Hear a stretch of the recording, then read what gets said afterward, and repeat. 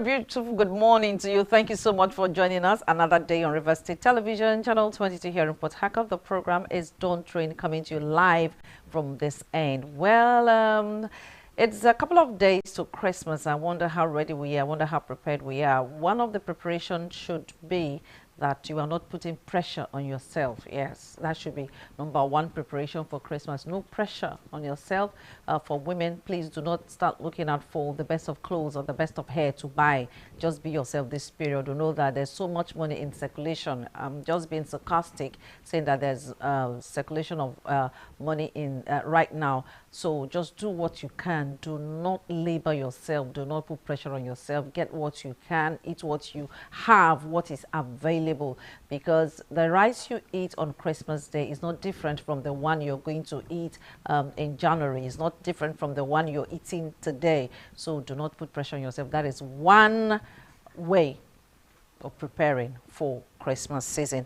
Okay, usually when we come on like this, we'll try to see the major things happening. But before we even get into that, I'm Utuna here as winner, and with me in the studio this morning is Akilachi KJ. Akilachi, good morning to you. Good morning. Good to have you this morning. Very good to have you. Okay, before we look at the headlines, I'd like to talk about the women. Yes, someone will say, for a while now, I've been dwelling on that, but it's not because of the gender, oh no. But I know that women, when it comes to health issues, one thing or the other, women usually come down with one problem or the other. We have been talking about, everyone knows so much about breast cancer, but attention is not paid on cervical cancer, which is known as the second worst for women. That breast cancer is number one, and then cervical cancer is number two. And it's been taking lives. People do not even know before. When it comes to cancer, I'm not a medical doctor, but by research, of course, I had a doctor on Editor Speak, and one thing don't know about these things until it gets to the final stage, and that's when they present themselves. At that stage be done to actually help the person. So whatever you can as a woman, please ensure that you do routine check. It's important. And a good thing is that government is making the vaccine available, HPV, that's the human papilloma virus, making the vaccine available for children between ages 9 and 14. That's very important so that they are protected. It's like a child going for immunization. You're told, oh, well, the child might come down with measles, but when the child has been vaccinated, has been immunized against measles, the effect will not be much anymore. Yes. So that's a beautiful thing about this. So once it gets to River State is going to be part of the second phase by 2024. We encourage, that's the reason for this awareness. We encourage our mothers, especially because we know that they are the ones readily available to take the children to the hospital. Please, if you have a girl child between 9 and 14, ensure that that child takes that vaccine. The earlier, the better. Let's fight cervical cancer as much as we can. Let's fight it. It's not a good story when you hear that someone has come down with that. They do not even know, as we said, until it gets to the final stage. So something can just be going wrong internally, and that woman will Boost your immune system. There's a lot of processed and packaged foods in the market today. Let's try to go back to our natural fruits, vegetables. You ask how many Nigerians actually do buy fruits and vegetables. Sometimes they'll tell you they're expensive. Let's go local. They say they're expensive. Pawpaw, pineapples. Try to get what you can get. I know that there's according to the United Kingdom, they try to say have 5 portions a day of fruits and vegetables. I know we're not meeting up that level, but let's just try. You know, every individual try, and also do your research about these things. Do your research about these things. So that's Okay. All right. So we've talked a bit on the HPV and the cervical cancer. Let's look into our headlines for today. As it is a tradition, as we go through them, you're free to react to any one that is of interest to you. We're going to start off with the Punch newspaper. From the newspaper, then the next one says, Rivers demolishes assembly, Pro-Fubara speaker declares defectors' seats vacant. Rivers demolishes assembly. Pro-Fubara speaker declares defectors' seats vacant. We'll have another one still from the Punch. Kaduna bombing. Military raises 8-man panel. Villagers disown 33 billion naira suit. Kaduna bombing. Military raises 8-man panel. Villagers disown 33 billion naira suit. Then another one still from the Punch. Tinubu sacks 5 aviation agencies heads, suspends NCAA boss.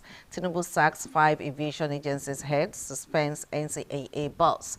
Moving on now to the last headline from the Punch, we have many marketers out of business over state of Port Harcourt refinery Ipman. Many marketers out of business over state of Port Harcourt refinery Ipman. That is the last headline from the Punch newspaper. Then we'll move on to the next one, which is the Vanguard. And then from the Vanguard, we have the headline, Economic Reforms. Nigerians under poverty line rise to 104 million. World Bank. Economic reforms. Nigerians under poverty line rise to 104 million. World Bank. All right, another one from the Vanguard, and that is actually the last from the Vanguard, reads, Ondo crisis. Ayedatiwa resumes as acting governor. Ondo crisis. Ayedatiwa resumes as acting governor. We'll move on to the Nation newspaper. From the Nation, we'll have Edun government plans audit of NMPCL. Edun government plans audit of NMPCL. And then the next one from the Nation, Cardoso poor Naira redesign policy cause of cash scarcity. Cardoso poor Naira redesign policy cause of cash scarcity. We'll move now to the last headline from the Nation. Stop warehousing looted funds from Africa. EFCC chairman begs beneficiary nations. Stop warehousing looted funds from Africa. EFCC chairman begs beneficiary nations. That's a headline, the last from the Nation and the very last for today. So we'll just look at them one after the other. As I said, our line is being thrown open at this time. Call and react to any of them. Kayla, I have interest here. I don't know if you have an interest from any of the headlines, but I have interest on this NMPCL, not transparent on subsidy dollar revenues from the World Bank. Now, there have been several accusations against the NMPCL for a long time, and people were just throwing, let me not say Nigerians, people that would have handled this matter were just acting like it didn't matter, it didn't do anything, it didn't mean anything to them. And it continues. The rot has been so much. The rot has been there for a long time. Nobody has been talking. In fact, recently, what's his name now? The Emir, Sanusi. Sanusi talked about NMPCL. He talked about them. He said these were one of the problems he had that made them throw him out of office. You know, and since then till now, nobody's saying anything, and now they want to CL. It's. But let's hear from this person. Hello, good morning. Hello, good morning. Thank you for joining us. Oh no, please, either you turn down the volume on your set, or we'll not continue with the call. Please, when you call us, turn down the volume on your set as we react to any of the headlines. So it's not a fresh thing. It's been there for a long time. It's been eating deep. Nobody's talking. Nobody's doing anything. Nobody's doing so much. We're supposed to do a lot. It's not just about doing anything. Because when we talk about NMPC, we're talking about so much money. Indeed. We're talking about the dollars. The bulk of our revenue as a country. So I can understand your anger. No, it tells who we are, that we're just complacent about so many things. Not just complacent. It tells that a few people are more important than our collective economy. Because it must be some certain, well, let me not say it must be, but the problem is, why is there no strong or severe will to tackle the problem with the NMPCL? Whose desk does it? So if Sanusi is saying, oh, I was removed because of this, Sanusi is back in government. But Right? even at the time, Sanusi was there as a governor of CBN. Sanusi never kept quiet about it. Yes. He kept talking. So no one will say, oh, because maybe the government of today is not in his favor. That's why he's that's talking. why Oh, no, he's- no, that's not it. Yeah. Sanusi talked about it a long time. Okay, why are they acting now? Why does it look like Like they're we want to acting now. probe? Because if you go through the headlines, I think Vanguard or so made it clearer that way. NNPC is now the okay. Is it because World Bank says that NNPC is not transparent on subsidy and dollar revenues?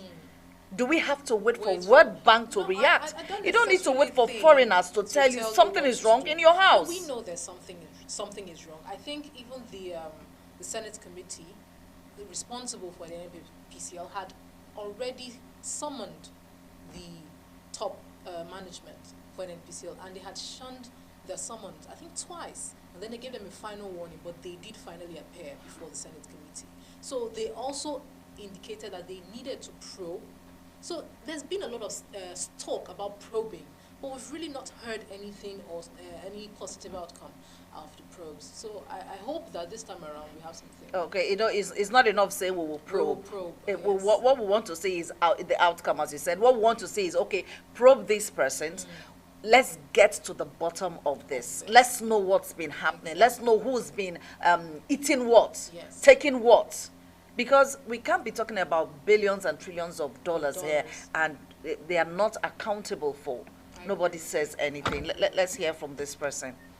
Hello, good morning. Yeah, good morning.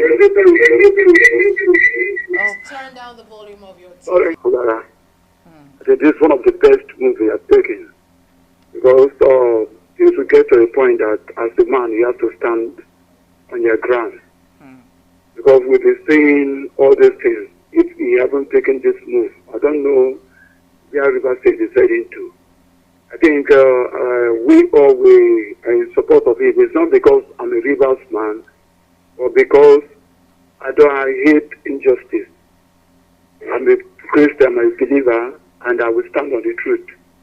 He is a sitting governor.